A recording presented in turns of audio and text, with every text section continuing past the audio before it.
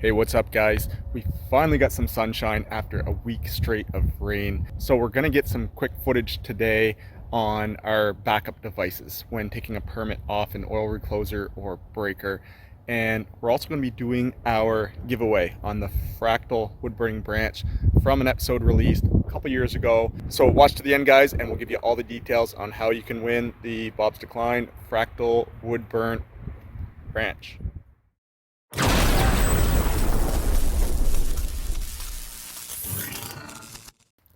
Alright guys, so we're just heading into our substation now. In a few recent videos, we did some work on the overhead distribution lines where I headed back to the substation to open the recloser, and there was quite a few comments that asked about not having a visual disconnect. The way it works at our company is if we're working on the primary that's isolated, meaning it's been disconnected from source, a visual open isn't required. Basically, the power's been shut off, however, we still have to treat the lines as energized. In that case, usually with stick work, if we're going to install grounds and go hands on the line, opening the recloser isn't a guaranteed protection that the line is isolated from source. So we're just in our building here now, and I've shown you guys a few times when we go to the recloser panel. Let's take, for example, R006. So let's say I got a branch on the feeder. We trip open R006. That allows us to safely remove the branch with sticks so that we don't cause a flashover. As seen a few times in some videos, what I would do before going out and working on the line is confirming that the recloser did open here in the yard. So we've got R004, R005. This guy must be R006, 6531 R006. So we would verify that the device is open. There's a little flag here right in the center of the screen where it says closed. That's all energized here right now. So that would light up green, indicating that it's open. Now, that device would only be open internally. So we don't have a visual disconnect. We're not going to go hands on these lines relying on that being open internally. So what we would do in this case, we've got a few options. There is a backup switch right here above us. However, we do like to have the open device on the line side that we're working on. This switch would be more or less used for working on this particular unit. We would isolate the unit by opening this 900 amp switch here, as well as the switch that's on the other side of these underground lines. So there's a few things we have to do before opening that switch. Of course, get permission from our dispatch. It's going to be part of our switching plan.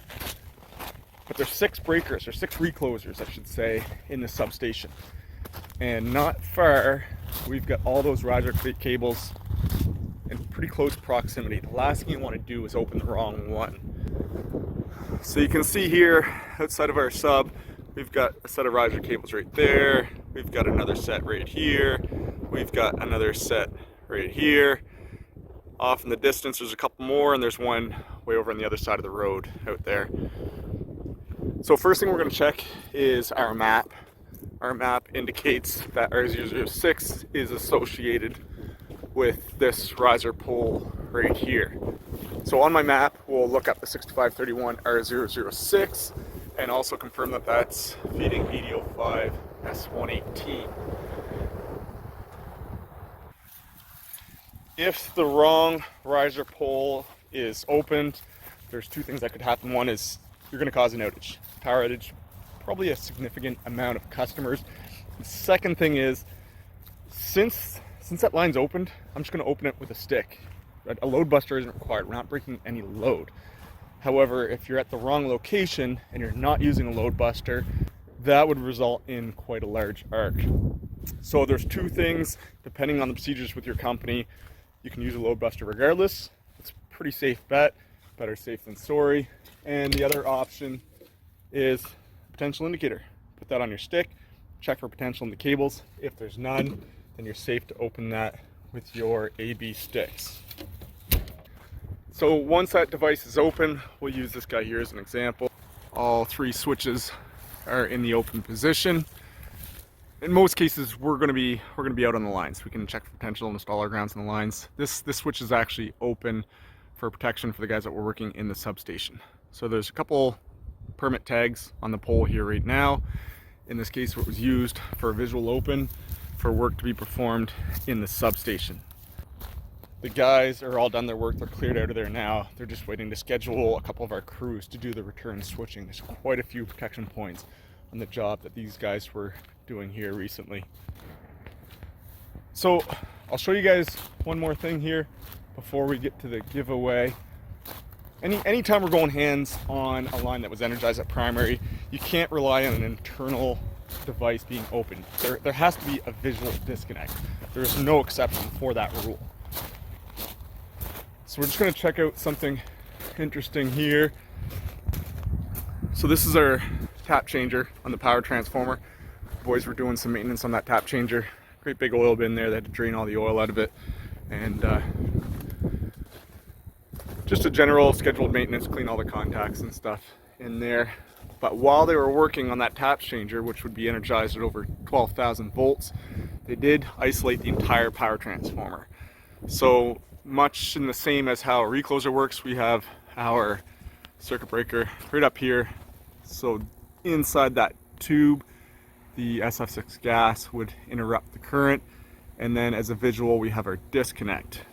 You can also see here that the ground switches are closed.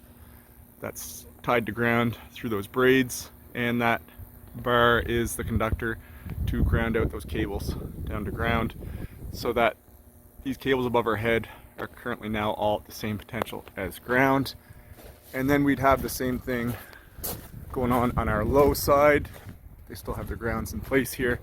So that bus work, which is currently disconnected from the low side bushings, that's all tied to ground. So there's likely, this bus work's all dead, obviously. Instead of having that switch open, what do we got here? We've got our tie switch open. We've also got our PT cutouts open here so that there's no chance of any backfeed. And our station service also open and door removed. So this entire bay right here, right now, is included in the work permit. Everything is isolated and grounded.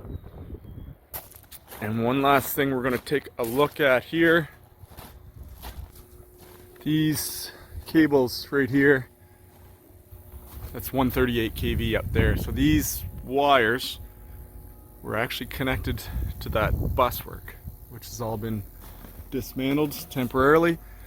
And even though there's no alternate source to feed that 12-foot piece of wire that's dangling down, where it is sitting on an insulator, it could build up a charge, just a static charge. And if you're standing on the ground, which there's a ground grid under our feet, and grab a hold of that wire, you could get an awful nasty shock from that. So those isolated cables are also all tied to ground. So let's jump right into our giveaway. A few things, and listen super careful guys, because the last time I did a giveaway, some scammer made up like 7 fake channels and started messaging everyone saying they won. So very important, the winner is going to be announced by me in a video. It's not going to be announced on one of the comments. If somebody comments on your channel that's pretending to be me, has my same logo, same channel name, it's fake. You did not win. So I've been reluctant to do another giveaway after that happening last time. It's real unfortunate that stuff happens, but I want to make it very clear, the winner will be announced in a video that will be released in June 2023. So what we've got for a prize, as requested by a few viewers, was the actual branch that was removed from the power lines in a video that was released in 2020. There was quite a bit of carbon in the fractal burn marks of the branch. It was also quite brittle when we were trying to screw it and mount it to the plaque. It was starting to come apart on us a little bit. So our friends over at Talk About Furniture had professionally encased the entire branch in epoxy, which looks awesome. He added a little bit of color to it. It's now fully preserved in this epoxy, should last forever, and they mounted it on a plaque that was made by our friends over at DS Woodworking. So I'd love for this prize to go away to a viewer that really enjoys the channel and would really like to have this prize and not just throw it in a junk drawer somewheres.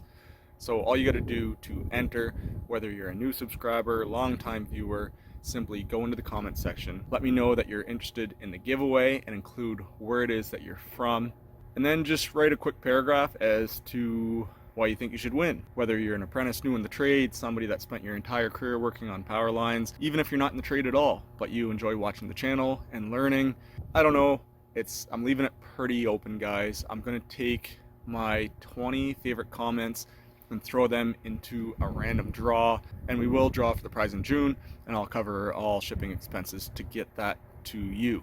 Again, very important, I'm going to mention the winner in person, kind of, in video, not in the comment section. So thanks for stopping in. As always, guys, be safe, and we'll see you all soon.